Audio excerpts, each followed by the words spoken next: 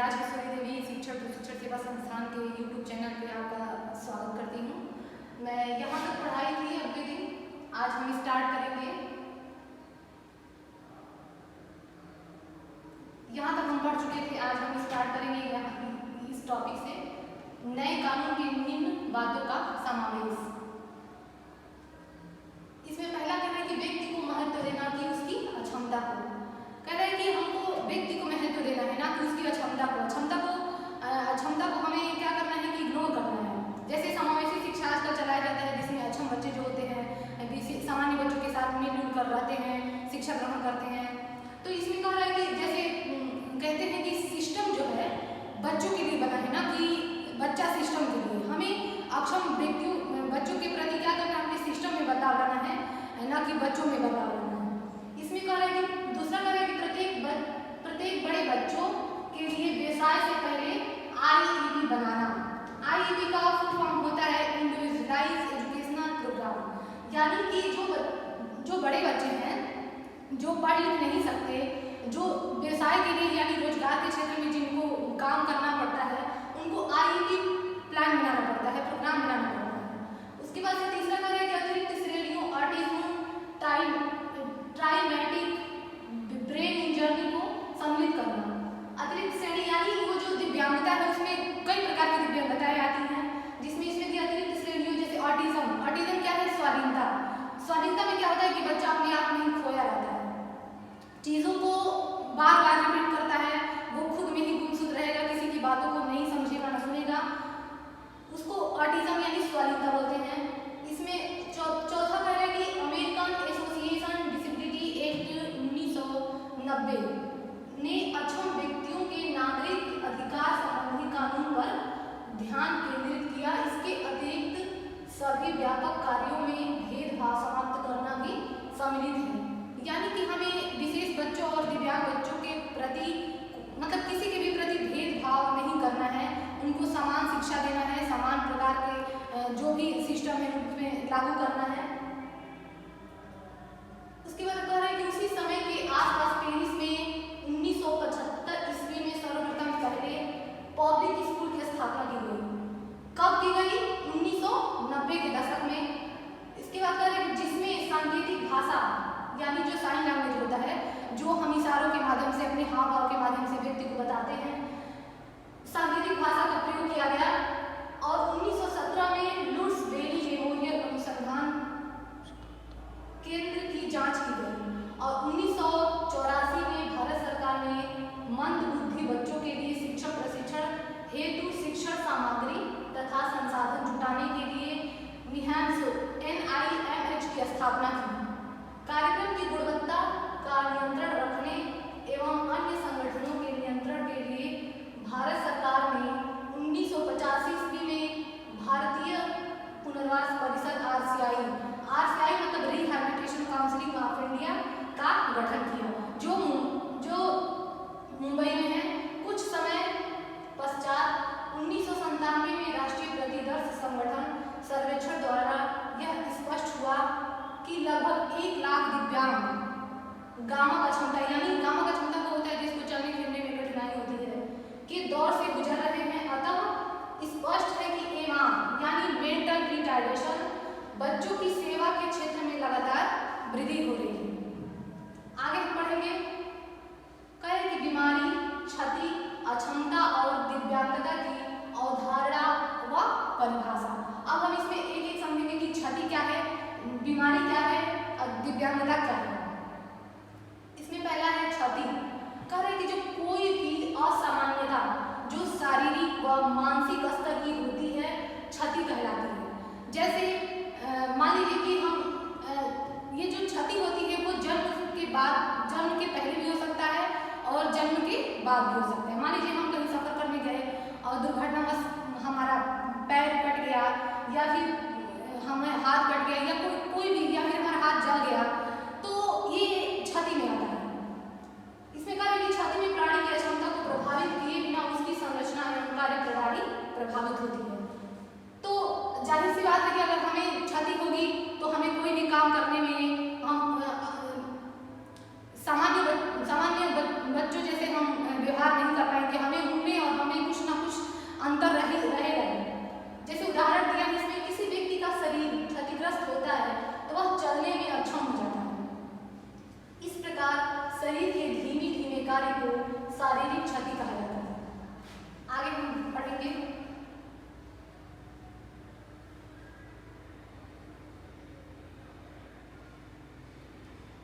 अक्षमता। अक्षमता में यह है कि क्षति के परिणाम स्वरूप सामान्य व्यक्ति की तरह क्रियाकलापों को करने में बाधा या क्षति को अक्षमता कहते हैं। यानी हम कोई भी काम कर रहे हैं, वो हमें बाधा उत्पन्न हो रहा है, हम उस काम को सही से नहीं कर पा रहे हैं, मतलब तो उसको हम क्या बोलते हैं? अक्षमता। अक्षमता कार्य को करने में कमी या रुकावट को दर्शाती है। यानी कि हम किसी काम को, जैसे मान लीजिए कि हमें पैर में प्रॉब्लम है, पैर कटा है या पैर में चलने में दिक्कत हो रही है, तो हम सामान्य जैसे बच्चे काम करते हैं वैसे हम नहीं कर पाएंगे, हमें चलने में दिक्कत होगी, हम भारी सामान नहीं उठा पाएंगे, हम खुद से एक जगह से दूसरी जगह तक नहीं जा पाएंगे, हमें व्हील चेयर की जरूरत पड़ेगी। तो उनमें हमें क्या इस तरह अंतर पाया जाता है। और इसमें क्या है कि अक्षम जन्मजात रूप से अक्षम नहीं होते हैं, बल्कि ये जन्म के बाद अक्षम होते हैं। अक्षमता वह स्थिति है जब क्षति के कारण व्यक्ति में सामान्य क्रियाकलाप को कर पाने में प्रतिबंध एवं रुकावट पैदा करती है। उदाहरण, मस्तिष्क का किसी भाग में समस्या है, तो उससे संबंधित क्षेत्र क्षतिग्रस्त होने से उस क्षेत्र में संबंधित अक्षमता हो सकती है। जैसे मान लीजिए कि हमारे ब्रेन में कहीं चोट लग गया, तो उस हिस्से का जो पार्ट होता है वो काम करना बंद कर देता है या बहुत मतलब धीरे कार्य करता है।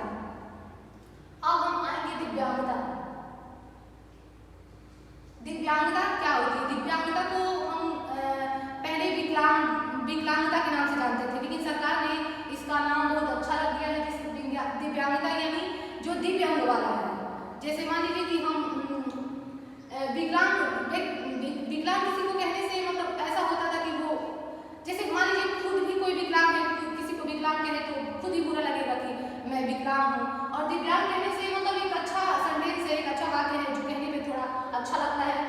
दिव्यांगता उस दशा को कह सकते हैं जो क्षति एवं अक्षमता के कारणों से उत्पन्न होती है, जिसे शारीरिक एवं मानसिक क्रियाओं संबंधी भूमिकाओं को वह सामान्य व्यक्तियों की तुलना में नहीं निभा पाता। दिव्यांगता वह हानि है जो क्षति के उपरांत व्यक्ति की आयु, लिंग व सामाजिक स्तर के अनुरूप कार्य करने में बाधा पहुंचती है। जैसे दिव्यांगता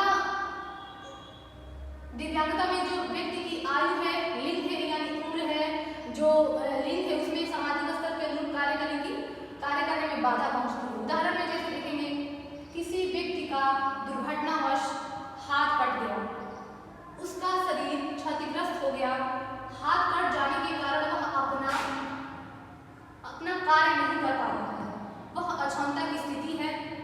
और जब यह अस्थायी रूप से धारण कर लेगी, अर्थात हाथ में कुछ कमी रह जाना जो पहले जैसा न हो सके, दिव्यांगता कही जाती है।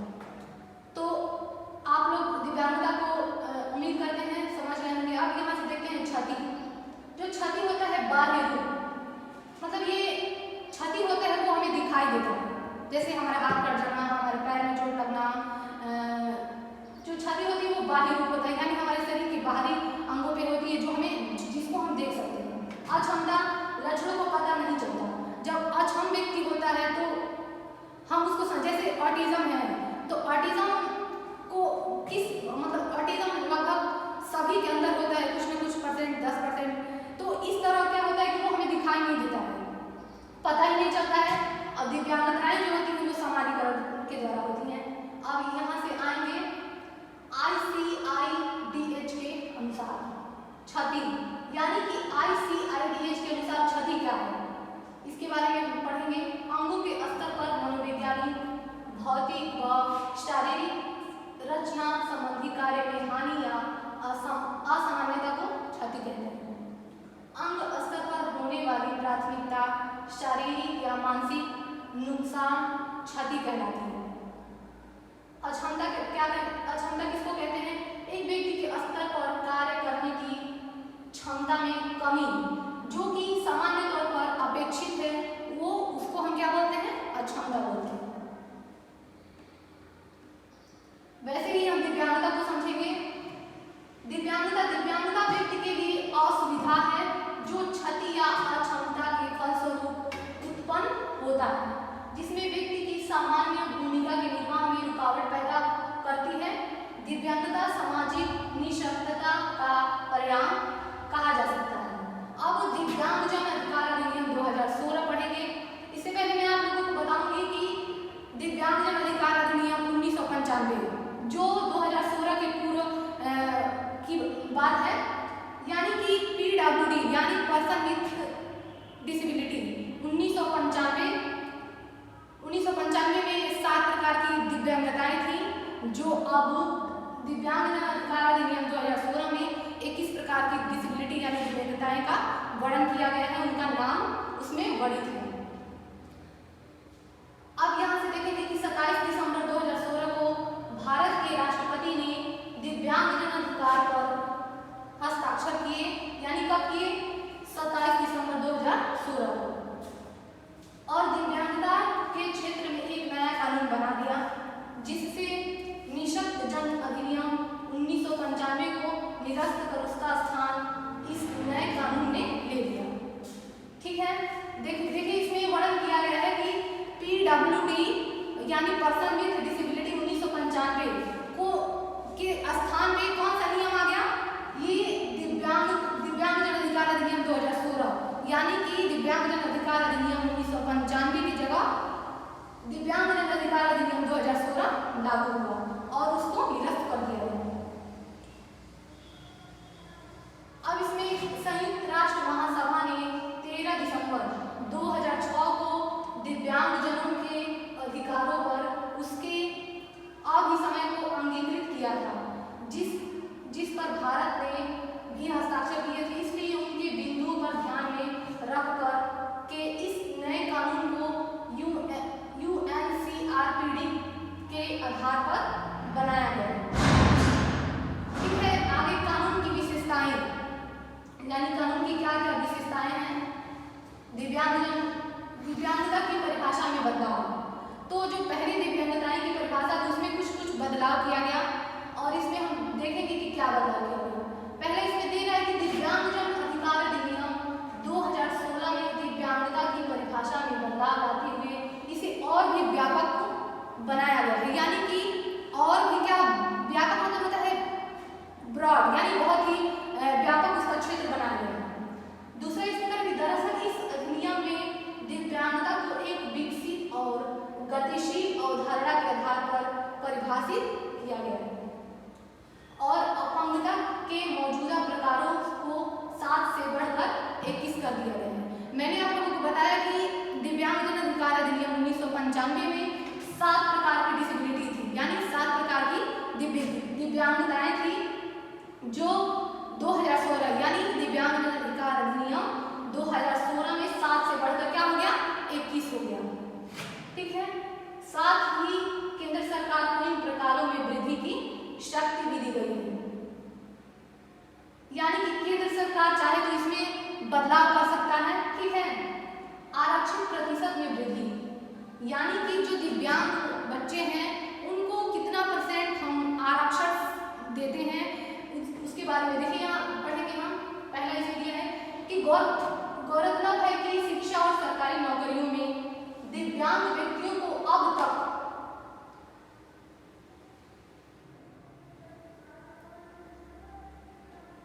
तो हम लोग पढ़ रहे थे आरक्षण प्रतिशत में वृद्धि। गौरतलब है कि शिक्षा और सरकारी नौकरियों में दिव्यांग व्यक्तियों को अब तक 3% आरक्षण दिए जाने की व्यवस्था की गई थी। कब की गई थी? PWD 1995 में, यानी कितना था, 3% था, और जब इसको बढ़ा करके यानी आरक्षण दिए जाने की व्यवस्था की गई थी, फिर इस अधिनियम में इसे बढ़ा करके 4% कर दिया गया है, यानी कि 1995 यानी PWD 1995 में इन लोगों को आरक्षण कितना था, सरकारी नौकरियों में दिव्यांग व्यक्तियों को अब तक 3% आरक्षण था, जिसे बढ़ा करके दिव्यांगजन अधिकार अधिनियम 2016 में 4% कर दिया गया। ठीक है,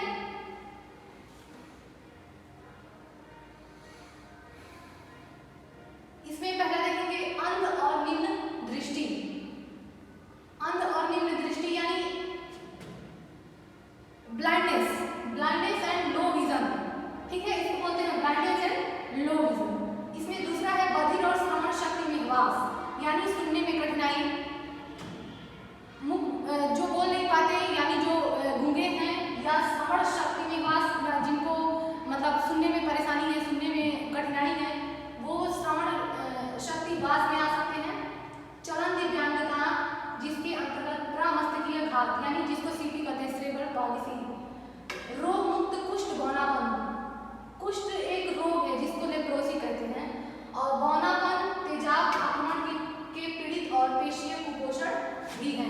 यानी कि ये जो इसमें नाम दिया है ये पीडब्ल्यूडी 1995 में नहीं था, इसको जोड़ा गया है। कब जोड़ा गया है?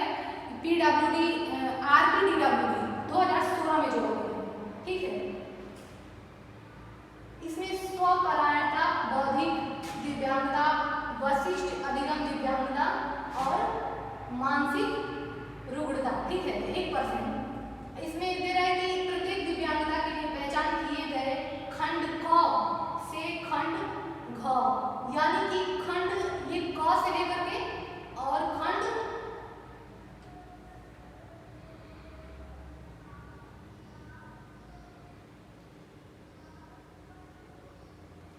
प्रत्येक दिव्यांगता के लिए पहचान किए गए खंड क से खंड घ के अधीन व्यक्तियों में से बहुदिव्यांगता यानी कि जिसको मल्टी डिसेबिलिटी कहा जाता है, जिसके अंतर्गत बधिर अंगता भी है। इसमें अब शिक्षा संबंधी सुधार यानी कि दिव्यांग बच्चों को शिक्षा में हम कैसे बदलाव ला सकते हैं, कैसे हम लोग सुधार सकते हैं, इसके बारे में दिया है। इसमें पहले देखेंगे कि इस अधिनियम में बेंचमार्क दिव्यांगता से पीड़ित 6 से 18 वर्ष तक के बच्चों के लिए निःशुल्क शिक्षा की व्यवस्था की गई है। यानी कि जो 6 साल से 18 वर्ष तक के बच्चे हैं वो फ्री ऑफ कॉस्ट पढ़ सकते हैं, उनके लिए कोई शिक्षा का प्रावधान नहीं है, शुल्क का प्रावधान नहीं है। इसमें देखेंगे दूसरा कि साथ ही सरकारी वित्त पोषण शैक्षिक संस्थानों और सरकार द्वारा मान्यता प्राप्त संस्थानों को दिव्यांग बच्चों को समावेशी शिक्षा प्रदान करना होगा। यानी कि समावेशी शिक्षा क्या होती है कि सामान्य बच्चे और दिव्यांग बच्चे एक साथ मिलकर एक ही छत के नीचे जहाँ शिक्षा ग्रहण करते हैं उनको समावेशी शिक्षा कहा जाता है। ठीक है, फंड की व्यवस्था यानी कि जो विकलांग व्यक्ति उनको फंड कैसे दिया जाएगा, इनके बारे में पढ़ेंगे। दिव्यांगजनों को वित्तीय सहायता प्राप्त करने के लिए राष्ट्र और राज्य निधि का निर्माण किया जाएगा। यानी कि उनको जो अक्षम है, जो दिव्यांग है, उनको वित्तीय सहायता भी प्राप्त देना पड़ेगा ताकि वो किसी और पे निर्भर न रहे। ठीक है, दूसरा इसमें उल्लेखनीय है कि इस संबंध में बनाए गए अन्य फंड्स का इस नए फंड में विलय कर दिया गया है। ठीक है, और संरचना संबंधी सुधार, सुलभ भारत अभियान को मजबूती प्रदान करने एवं निर्धारित समय सीमा में सार्वजनिक इमारतों, सरकारी और निजी, सरकारी हो या निजी दोनों में दिव्यांगजनों की पहुंच सुनिश्चित करने पर बल दिया गया। ठीक है, गार्डियनशिप की व्यवस्था, यह विधेयक जिला न्यायालय द्वारा गार्डियनशिप की व्यवस्था प्रदान करता है जिसके तहत अभिभावक और दिव्यांग व्यक्तियों के बीच संयुक्त निर्णय लेने की व्यवस्था होगी। इसमें आप पढ़ेंगे कि अक्षमता को समझना, यानी कि अक्षमता को हम कैसे समझेंगे। पहले इसमें दिया कि बेनमार्च दिव्यांगता के लिए विशेष प्रावधान। गौरतलब है कि इस अधिनियम में बेंचमार्क दिव्यांगता यानी न्यूनतम 40% दिव्यांगता के शिकार लोगों को, बेनमार्च दिव्यांगता वो होती है जिसमें 40% दिव्यांगताएं मनुष्य में होती है, शिक्षा और रोजगार में आरक्षण का लाभ देने का भी प्रावधान है और ऐसे लोगों को सरकारी योजनाओं और अन्य प्रकार की योजनाओं में प्राथमिकता दी जाएगी। अन्य महत्वपूर्ण प्रावधान क्या है? दिव्यांगजनों के अधिकारों के उल्लंघन से संबंधित मामलों के निपटारे के लिए प्रत्येक जिले में विशेष न्यायालय को नामित किया जाएगा।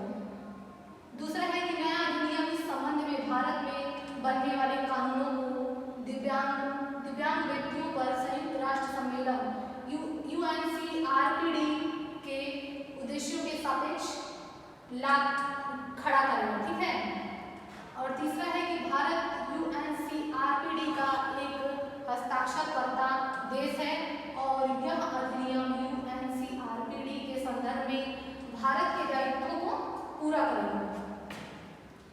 अब हम पढ़ेंगे टाइप्स ऑफ डिसेबिलिटी यानी दिव्यांगता का प्रकार। ठीक है,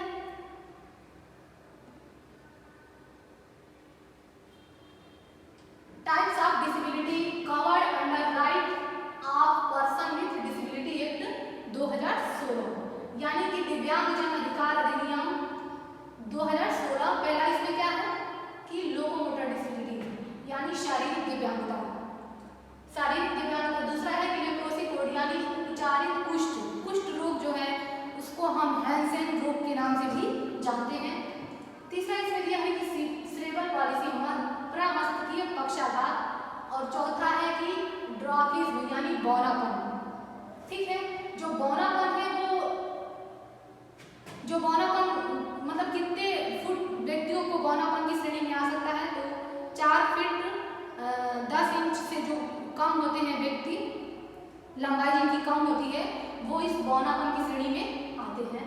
और इसमें 5वां है कि मस्कुलर डिस्ट्रॉफी डिसपेशियल दुष्पोषण, ठीक है। चौथा है कि एसिड अटैक। पहले लोग क्या करते थे कि एसिड से पीड़ित व्यक्ति को हटा देते थे, अब उनको इसमें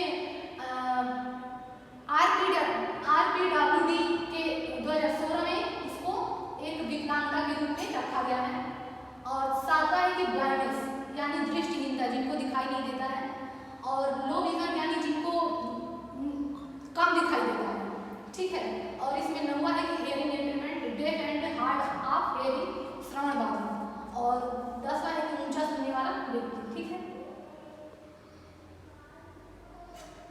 11 है कि स्पीच एंड लैंग्वेज डिसेबिलिटी, वाक एवं भाषा दिव्यांगता, जिनको बोलने में क्या होती है, परेशानी होती है, कठिनाई होती है। इंटेलेक्चुअल डिसेबिलिटी यानी बौद्धिक दिव्यांगता। और 13 है स्पेसिफिक लर्निंग डिसऑर्डर, ठीक है। इसको एसएलडी का फुल फॉर्म अगर कोई पूछे तो आप बता सकते हैं कि स्पेसिफिक लर्निंग डिसेबिलिटी। ऑटिज्म है एएसडी का फुल फॉर्म भी कोई आपसे पूछ सकता है, जिसका होगा ऑटिज्म स्पेक्ट्रम डिसऑर्डर, जिसका हिंदी होता है स्वाधीनता या आत्मविमोह, जो खुद में ही खोया रहता है, ठीक है। 15 इसमें है कि मेंटल इलनेस, मानसिक रुग्णता या मानसिक बीमारी। 16 नंबर है मल्टीपल स्क्लेरोसिस यानी कि मल्टीपल स्क्लेरोसिस क्या होता है, ये भी एक बीमारी है। और 17 नंबर है कि पार्किंस डिसीज। 18 नंबर है कि हीमोफीलिया, हीमोफीलिया जो होता है रक्त से संबंधित बीमारी है। और ये थैलेसीमिया, ये दोनों रक्त से संबंधित बीमारी है। और 20 नंबर है multiple disability including deaf blindness, बहु दिव्यांगता बधिरांगता सहित, यानी जिनको एक से अधिक दिव्यांगताएं हैं, जैसे डीफ ब्लाइंडनेस यानी जिनको सुनाई भी नहीं देता है और दिखाई भी नहीं देता है, ठीक है। 21 है कि श्रवण एवं दृष्टि बाधित, डेफ ब्लाइंडनेस। अब हम इसमें से एक के बारे में पढ़ेंगे, ठीक है। पहला हम पढ़ेंगे कि शारीरिक दिव्यांगता यानी लोकोमोटर डिसेबिलिटी क्या होती है। इसमें हम पढ़ेंगे कि सुनिश्चित गतिविधियों को करने में किसी व्यक्ति की असमर्थता जो स्वयं और वस्तुओं की गतिशीलता से संबंध है, जिसका परिणाम पेशी कंकल और तंत्रिका प्रणाली या दोनों में पीड़ा है, ठीक है। यानी जिसको शरीर में किसी प्रकार की कठिनाई है, दिव्यांगताएं हैं, ठीक है, इसको रखा गया दिव्यांगजन अधिकार अधिनियम 2016 में। और इसमें है लोकोमोटर दिव्यांगता एक व्यक्ति की हड्डियों या मांसपेशियों से जुड़ी विशिष्ट गतिविधियों को सीमित करती है। यह दिव्यांगता जो पोलियोमेरु रज्जु शोध, मस्तिष्क पक्षाघात, अंग विच्छेदन और रीढ़ शीर्ष मुलायम ऊतकों से संबंधित विभिन्न चोटों या फ्रैक्चर इत्यादि के कारण हो सकती है। 2016 की जनगणना के अनुसार चलन निःशक्तता या लोकोमोटर दिव्यांगता 20.30% है, ठीक है। कब की? 2011 की जनगणना के अनुसार। शारीरिक दिव्यांगता के लक्षण क्या है? अब हम इनके लक्षण के बारे में पढ़ेंगे। शारीरिक दिव्यांगता का मुख्य लक्षण होता है चलने फिरने या गतिविधि करने की अक्षमता में कमी हो जाना। शारीरिक दिव्यांगता चोट, विकारों, बीमारी के कारण हो सकती है। इससे जो चलने फिरने की क्षमता में कमी के साथ साथ अन्य लक्षण भी दिखते हैं, जैसे मल्टीपल स्क्लेरोसिस से थकान, ठीक है। व्यक्ति जल्दी थक जाता है, किसी काम को करता है तो जल्दी मतलब उसको थकान महसूस होने लगता है। बोलने और देखने में समस्या हो सकती है। सेरेब्रल पॉलिसी से ग्रस्त व्यक्तियों को बोलने, खाने, अपने मुंह पर नियंत्रण की कमी होना, ठीक है। शारीरिक दिव्यांगता के लक्षण इसके कारण की तीव्रता पर निर्भर है। गतिविधि अवरुद्ध करने वाली अन्य प्रकार की समस्याओं के लक्षण धीरे धीरे ठीक हो जाते हैं, जैसे हाथ की हड्डी टूटना, लेकिन चलने फिरने और गतिविधि करने की कमी एक गंभीर और जीवन को बदलने वाली समस्या हो सकती है। अब हम इसके कारण पढ़ेंगे कि शारीरिक दिव्यांगता के क्या कारण हैं, ठीक है। रीढ़ की हड्डी में चोट लगना, पहला है कि रीढ़ की हड्डी